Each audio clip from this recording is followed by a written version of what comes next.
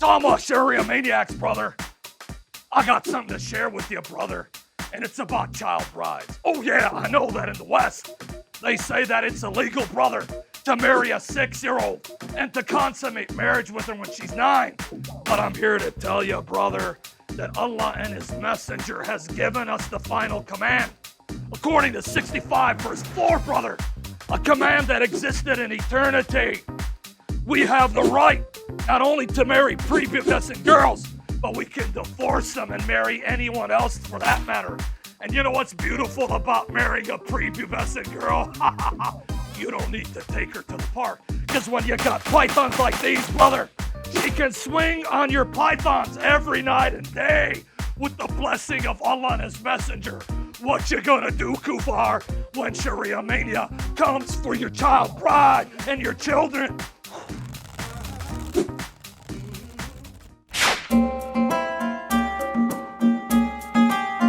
So you see the wisdom and the beauty in Allah prescribing Salah.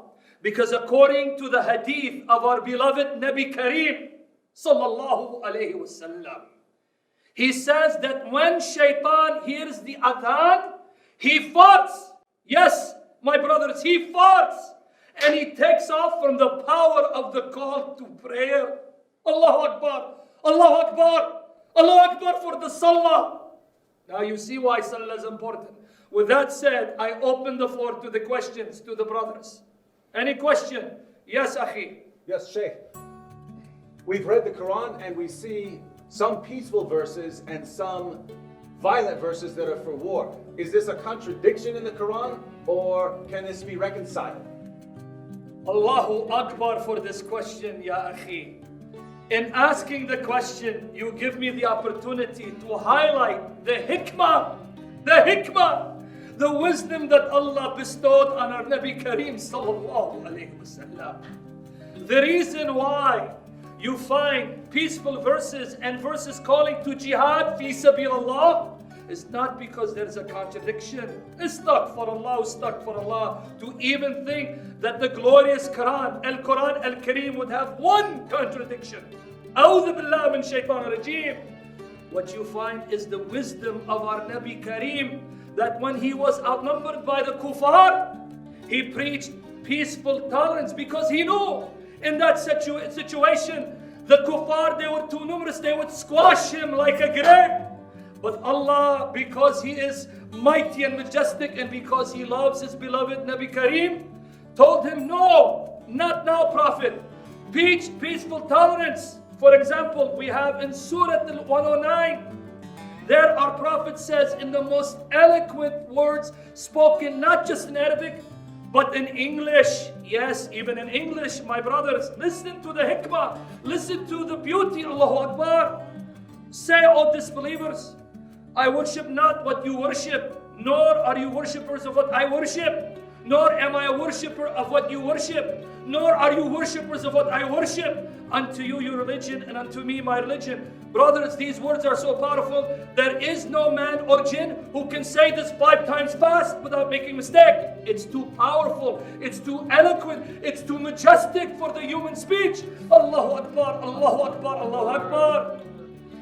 Now we see the wisdom that when our Prophet, he migrate to Medina, he become head of state.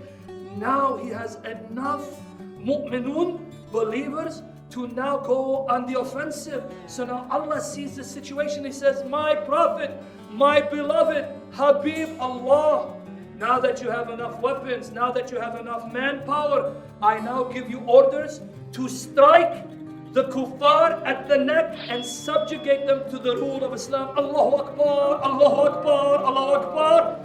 Do you see the beauty, the wisdom of our Nabi Kareem? Do you see the power of Al-Quran Al-Kareem? This is a sign that this book cannot be produced by men or genies. It can only come from Allah Azza wa Jal.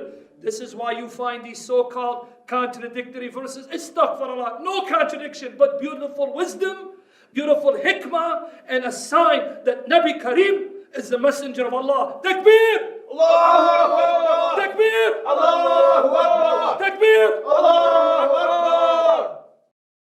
You might be wondering why I'm wearing this mask, and no, it's not because we keep getting poisoned by the Jews, and it's not because I'm sick right now, but it's because Giovanni, his stomach is still messed up from the other day when he was breastfeeding. It turns out he's lactose intolerant after all. But anyways, what we found is that there's hardly any Muslims in America who are really following the Prophet.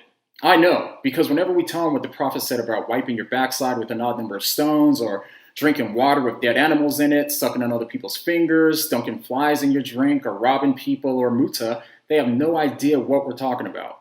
And that's what's so crazy to me, is that they think that we're making all this up, even when we show them where Allah and His Messenger commanded these things. This is why these fake Muslims will never understand the true power of jihad. The word jihad means struggle.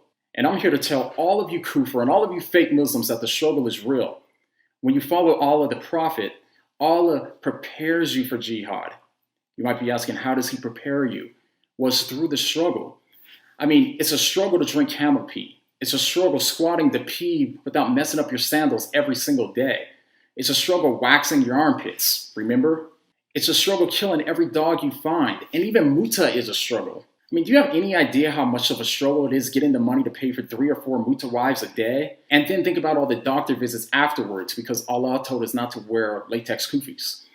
But when you struggle to obey Allah every single day, He uses this to prepare you for total mindless obedience. If you've obeyed Allah and His Messenger day after day with how you go to the bathroom, how you eat, how you sleep, how you dress, how you walk, how you talk, you eventually reach a state where you'll do absolutely anything that Allah and His Messenger command you to do. You reach a state of total submission. Tomorrow we're going to go find the Jews that's been poisoning us just for being Muslims. And we're going to show them the truth about the Prophet that they reject.